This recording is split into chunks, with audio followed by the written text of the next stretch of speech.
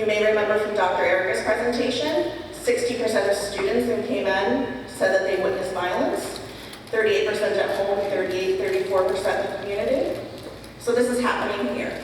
So this is a very common occurrence in this location. Chaotic family households with substance use in the home, criminal involvement that is coming into the home. When we talk about mental health problems, we mean significant.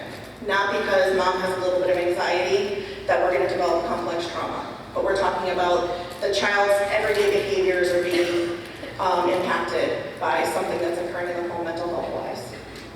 Lack of resources, again, many people have lack of resources. However, when it comes down to like living in complete poverty, when somebody doesn't have electricity, when there's no food to eat, those kind of things are when it can lead to complex trauma. Living with bigotry, racism, again, Dr. Erica talked about part of this as being one of the types of bullying that's currently going on in KMN. Accidents, so it could be car accidents, falling down steps, all those kind of things that are just, more general in nature and may not be more societal or more among people. And complex medical issues in childhood or painful medical procedures. For example, childhood cancer. These kind of things can be very scary. Someone is coming in and working on your body and you don't really know what's going on because you're a child.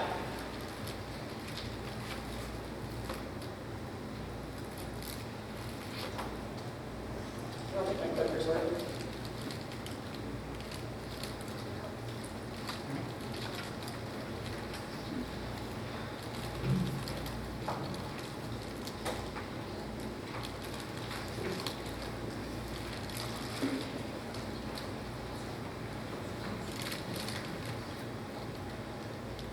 It might be because the next slide actually has a video on it. This happened to us before.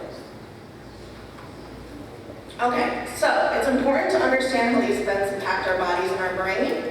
So I want to show you a short video of how complex trauma causes changes to our stress system. It's very complicated, and using a lot of words about the body and things like that can be very difficult for people to really comprehend and understand. So I'm hoping through these videos and just through a visual, you can get more of an idea of how this works. So one can get to my video while we're watching.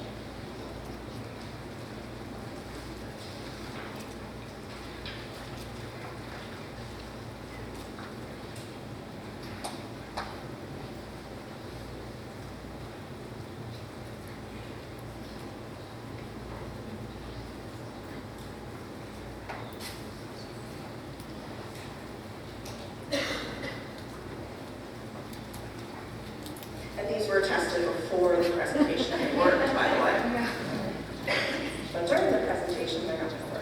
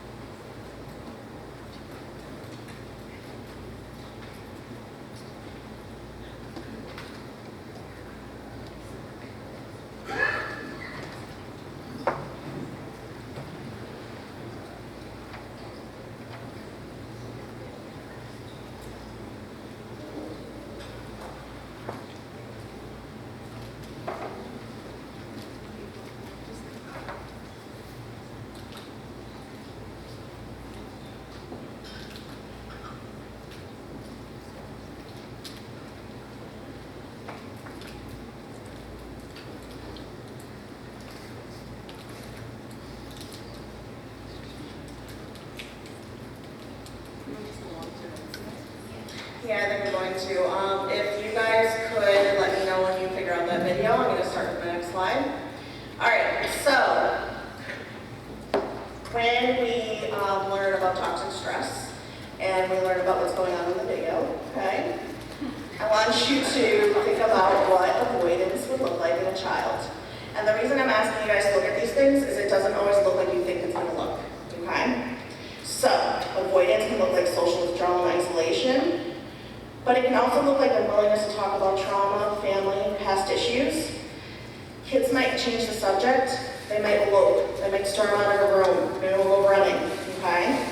They may just fall quiet if you're trying to have a conversation. Sometimes people will take this as disrespect, but you really have to think of why are they doing this. Kids who have been traumatized have different reactions to things, okay? Flat affect, very little emotional expression. Sometimes kids who have gone through a lot of trauma have to really think about what's going to happen to me if I show this face. So therefore, they tend to become very flat, okay? They may avoid thoughts, feelings, people, places, objects that remind them of the trauma, okay? So, one thing that I have an example of a teen that I used to work with, she literally moved 2 hours to another city because there were so many reminders of her trauma in the current city. So you will see them do all a number of different things, okay? Writing, drawings, doodles related to aspects of the trauma. And keep in mind they may be hidden, and you may see some things that might be disturbing, and not to be too hung up on some of the details. For example, I once worked with a little girl who was abused by an older male. She drew a picture of a devil with horns with a cane, okay? The older man with a cane abused her. Now the devil was just a symbolism for her for bad. She didn't know how else to tell me about the bad man, so she drew him as a devil. Now, somebody looking at that can be greatly disturbed, right? But when you work with traumatized kids, you start to see these things more and more often, and you start to realize where they're coming from. Increased physical complaints. Often kids who have gone through a lot of different complex trauma will have a lot of physical complaints. They will ask to go to the nurse more often. They will ask to go home. My tummy hurts, my head hurts. I need to go to the bathroom. I'm not feeling well. I feel like I'm going to throw up, things like that. Sometimes when kids don't feel comfortable expressing their feelings, they'll express it and it'll come out through physical things like that, okay? All right, so another way that toxic stress can come up looking at a child is emotion dysregulation and social difficulties.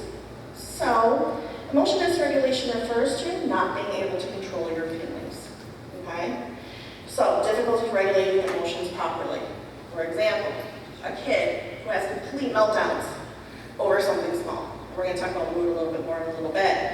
But what's somebody who goes from here to here in their anger without even realizing that they're doing it or why they're doing it. You're going to have issues with self-esteem, depression and anxiety.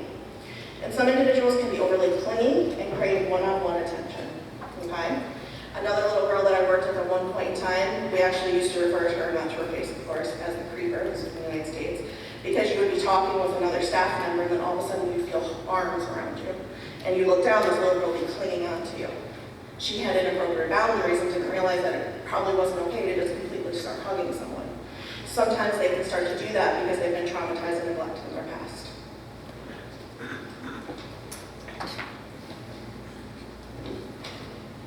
You want to just go back to the PowerPoint and forget about the video?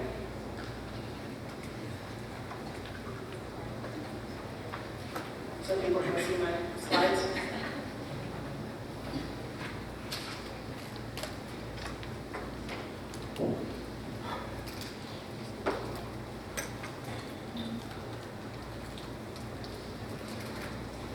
So while he's pulling that up, toxic stress, another thing that could be impacted is shifts in daily functioning. Kids will have nightmares, sleep disturbances, fatigue during the day, okay? They may overeat, undereat, or hoard food. A lot of times kids will do this as a result of the fact that maybe they didn't have enough food where they were. So they don't really trust that you're going to get them food. Even if you tell them, yes, you will have food. Yes, there'll always be food here. They don't trust adults, so therefore, they may hoard food. They might hide it under their bed. They might hide it in drawers. Okay? Now, we're talking about hyperarousal and mood. You may see unexpected and confusing reactions to seemingly benign situations, objects, smells, people.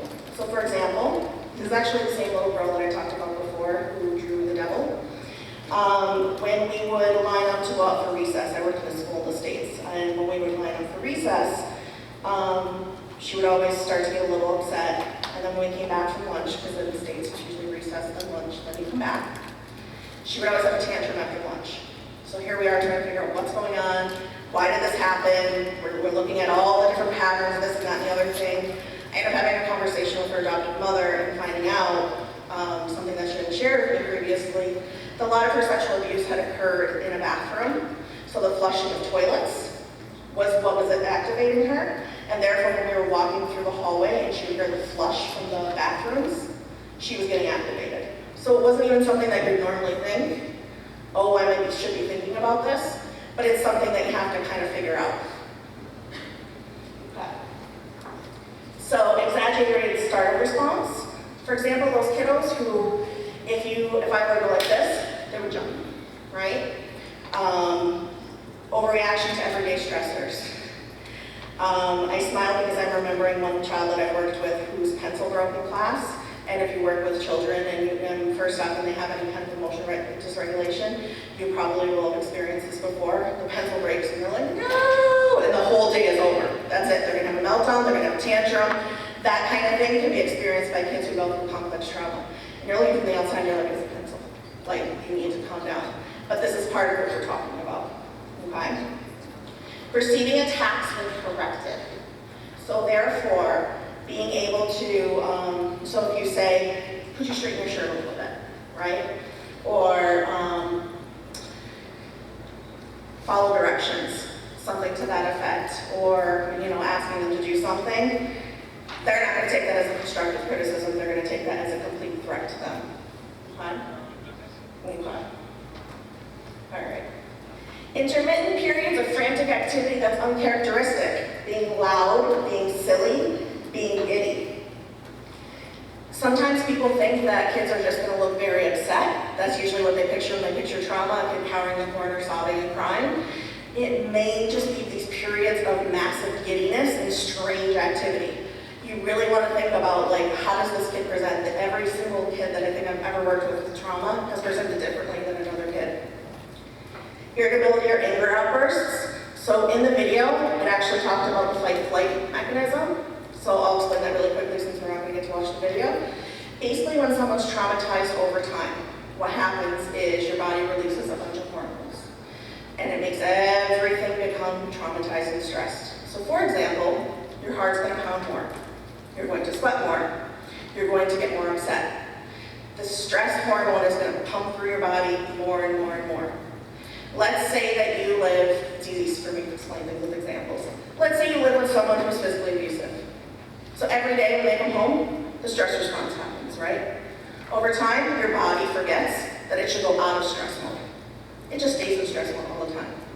People refer to this as toxic stress because your body forgets to ever get out of it. And also, you always stay in it all the time after that. It's very hard for you to calm down. Okay? Does that make sense? My video was very cute, but that's okay. Okay, so you're going to have to do this from your computer because the next slide had a video too. So therefore, it's not going to let me progress. We don't even have to watch the video, don't worry about that. I'll explain it.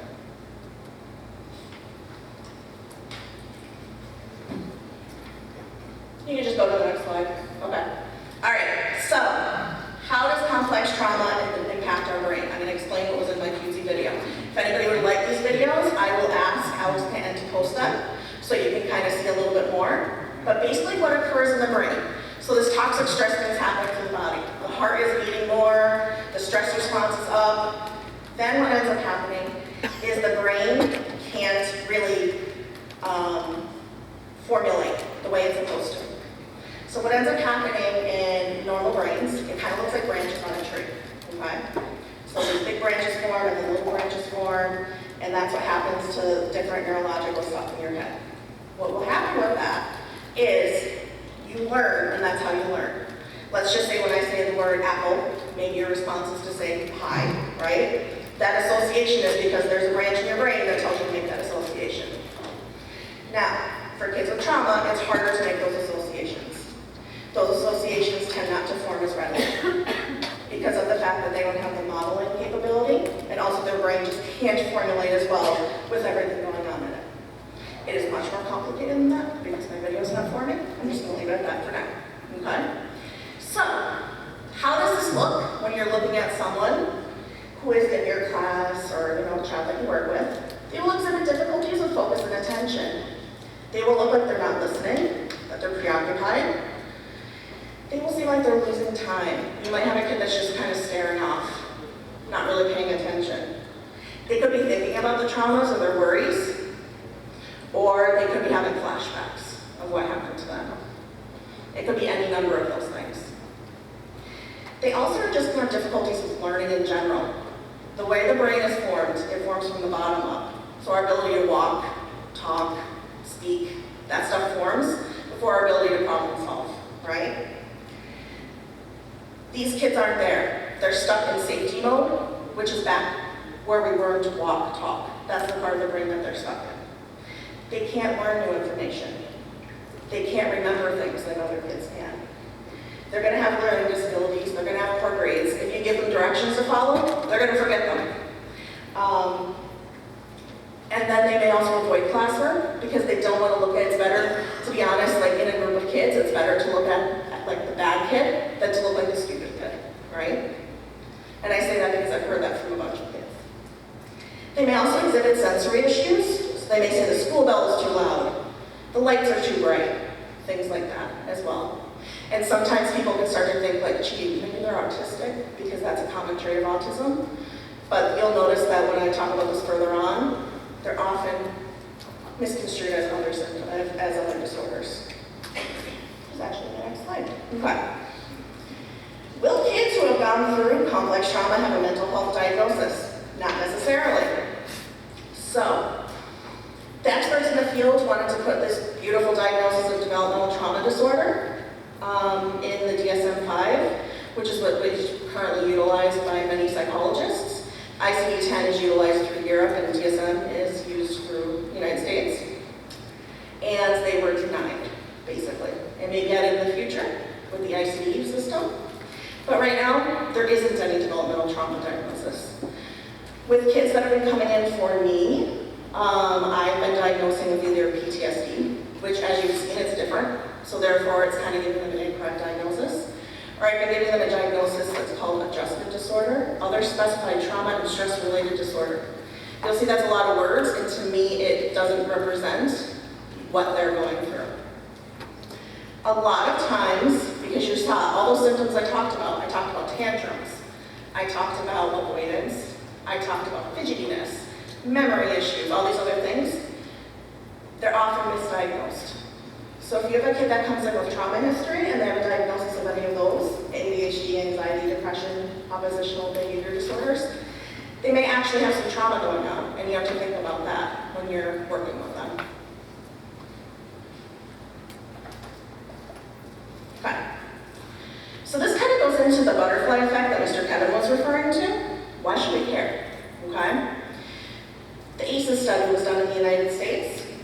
17,000 adults were given questionnaires asking about ACEs, which is adverse childhood events, which is all the things that I just talked about earlier, in relation to current physical and mental health functioning during a physical exam visit.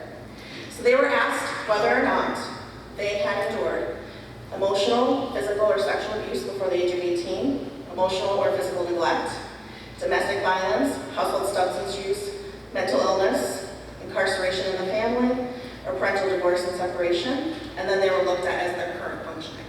Okay? Okay. As the number of adverse childhood events increase, the number of these increase as well. Now this is a lot. I will say that I think what's important to look at here is the number of what the range of what we're looking at, okay?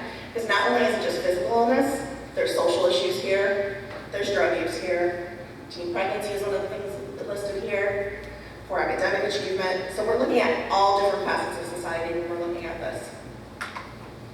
It's a lot. And there's actually more to on the next slide.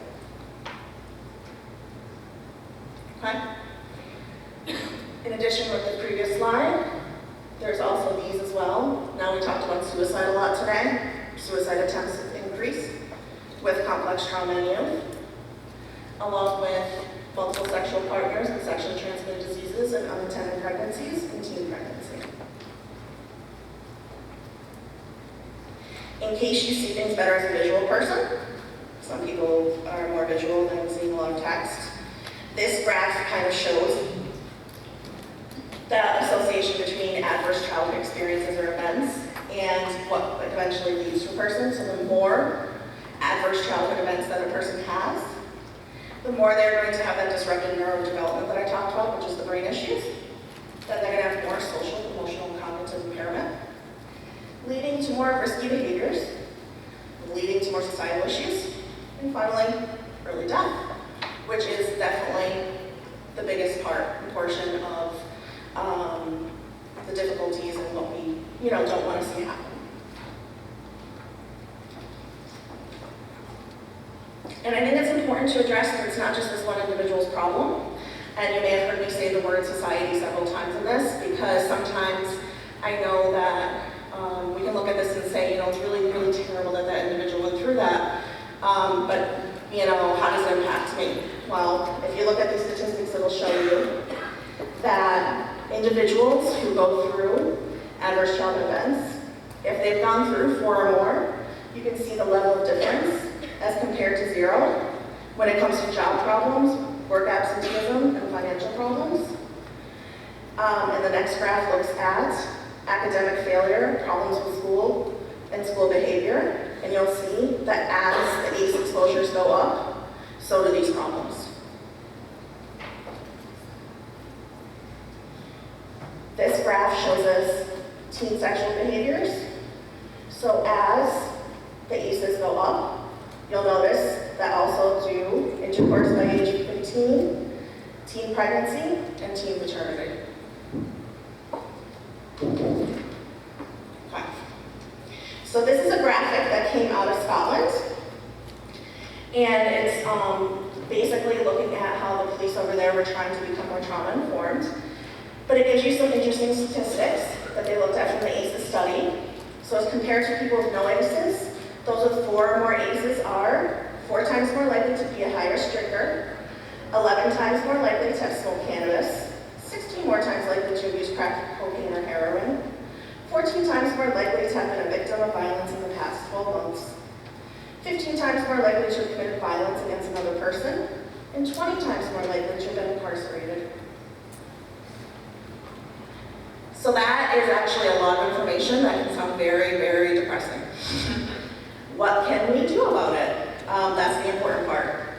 And this is definitely a passion of mine. This has actually been my area that I've done most experience in. And if it's something that anybody would like to get more information about, I'm always happy to have anybody contact me and get more information about this, because this is an area that I think is very important. So, we need to change our viewpoint towards the youth that have been traumatized. We have to stop referring to these youth as bad. Something bad happened to them. It's not their fault. So we need to ask, what happened to you, not what's wrong with you. This is a very common trauma mantra that is known in the UK and the United States, but it's really important if you think about it. It's not their fault that they went through these things. These things start during early childhood. Yes, they may have done some things that weren't very good, but what did they go through to get there? Okay. So, when you're working with these youth, the 3 most important words that you want to think about are safety, structure, and predictability. So safety. All adults in the child's life must work together to do their best to ensure the child is as safe as possible. You have to remember that the child's brain is stuck in that toxic stress mode, that fight or flight mode, and that's in a constant state of danger. So therefore, if they feel unsafe, you're going to have a lack of progress. They're going to start to pull back from the progress they were making with treatment. Consistency and structure. The child needs structure. It makes them realize what's going to come next, and then they feel safe. Okay? So all adults working with the child need to ensure they're working cooperatively, giving the child the same messages and working on the same goals. Because if you think about it, if Dr. Colleen is saying, well, what we're working towards is da-da-da-da-da, and then they work with like Mr. John, who says, well, what we're working towards is over here, that is really confusing for a kid, because they're like, but she said, now what is that going to create for the kid? A sense of distrust for adults again. They already were trying to formulate trust in the people that are working with them, then they lose that trust. Okay? Predictability. Keep a predictable routine. Trauma survivors are excellent at looking at body language. One of my favorite things about this was, when I was living in the States, I had a day where I had a very bad day at work. and I was very upset about something, but whatever, went to lunch, pulled myself together. I'm getting my afternoon, session started. One of my favorite clients comes in. I sit down, she had been a complex trauma kid. She looks at me, she goes, "What's wrong?" I'm like, "Nothing." She goes, "What's wrong?" I said, "Nothing." And then I looked at her, and then I was trying to start the group therapy with her, and I look at her, and she's hysterical. And she's like, "I can't start until you tell me what's wrong." So I had to actually tell her in a developmentally appropriate way what had happened to me during that day. Because if I didn't tell her, we weren't getting anywhere, because she was wondering, what is she upset over? Did I do something? Right? All these things are going through her head. So I had to actually tell her what was happening. Developmentally appropriate, of course. Okay. Let the kid know ahead of time if there's going to be a schedule change. You have to do this. I know this is really difficult. Things change all the time, and sometimes you can't do this. But if you can, sit the kid down and say, "Hey, I know we normally go see Dr. Colleen at noon, but tomorrow, what's going to happen is we're going to go to one instead, and instead of Mr. John taking you, Miss Jane's going to take you," right? Something like that, because it gives the kid a sense of predictability and consistency. Oh, okay, there's going to be a change, but they explained it to me, right? This is often extremely confusing for adults because they'll think, it was one time, what's the big deal, right? But what you have to understand is they've entered fight-flight mode at that point. They're no longer listening to you, they feel unsafe, and they're just going to argue back with you. If you try to sit there and talk to them and get them to understand, and then they come off as disrespectful, right? All right. If you work with kiddos and you have some kids that may have complex trauma, it's very important to monitor your own reactions to unexpected, disruptive, or inappropriate behaviors. So, addressing the behavior consistently and calmly creates a predictable environment. If you yell or shout, that doesn't mean that they're going to comply more. They may comply more in short term, but then they're going to become scared of you. And therefore, it's going to ruin their sense of safety, and then they're going to misbehave more in the long run. So therefore, what actually works best is the calm, monotone voice. And I worked with very emotionally disturbed children in a school for 8 hours a day, so I know how hard this is. Because sometimes I think when I say these things, people are like, "Have they worked? Yes, she worked with kids for that long a period of time." Yes, I know how hard it can be. And you're going to slip up. And that's why the next point is on here. If you mess up, it's okay. You're going to mess up. You're going to scream. You're not going to need to, and you're going to do it. That's okay. Apologize. Say, what I should have done was, I should have said it like this. I screamed, I got really angry, and this is how I should have handled it. That models appropriate coping skills to them. Explains that adults do screw up, and then they go, all right, well, I kind of get it, I get angry too, right? Offer choices to minimize feelings of helplessness. They don't want to be told primarily, and this actually works for a lot of kids with disruptive issues, they don't want to be told, go do this. If they have to do one thing or the other, it's better to tell them, would you rather do this or this, and let them make the decision. They have to do one of them. They can't say, well, how about this? You don't want this to turn into bargaining. But giving them that choice makes them feel like they're more in control, and they feel more of a sense of safety. If a child acts out aggressively, remove them from the stress trigger if you know what it is, and do not discipline them until the fight response has ended. And don't argue with them during it. They're not listening. They're in their stress response mode. They can't hear you. So one of the biggest mistakes I saw when I worked in a school, and I will admit, I did it too, because everybody messes up, is when a kid was going off and was upset and they were a trauma kid, that's it, you're on red, you're going to end up losing, and the kid's still sitting there screaming on the floor. Not going to work, because when you do that, you're just going to escalate it, it's just going to keep elevating. The kid doesn't hear you anyway, and you're retraining the kid, reactivating the stress response system. You see how this is a continuous cycle. It makes things worse, right? You want to, and it's not saying that the kid doesn't get a consequence. Of course they're going to get a consequence. You're not going to let them get away with everything they do, but you're going to let them go. You're going to let them calm down, do their thing, have their tantrum as long as they're being safe. And then when they're over it, and they're calm, and some time has passed, you're going to tell them about their consequence. Okay? You want to set appropriate boundaries, make set appointment times. Do not cancel them unless necessary. And if something is canceled, explain why. Like I said, things come up, but you want to make sure that you tell the kid why you did what you did. Because they have a sense of you're just like the other adults they've met before. So you want to make sure that you're a safe person that they can go to, and that you're not like the other adults. Physical limits for affection. Like I said earlier, I had a little girl that was, would always come around my waist. I've also had kids who would come up and sit right behind me or right next to me when I worked in schools or actually in private practice, would place their leg next to my leg, or would put their head on my shoulder. It's because they want a maternal figure, and it's because they want someone that they feel like is a trusting adult. But it's not okay, because I am a safe adult. But that doesn't mean that these other adults that are out there in the world are safe. So they may be okay with putting their head on my shoulder, right? But if they do that to another adult and it's not a safe adult, and it is someone who might commit an act of abuse, you want to teach them appropriate boundaries. You want to say that it's okay to show me affection in a way that's you're supposed to because I'm your psychologist, right? It's okay to write me a letter. It's okay for us to have a handshake.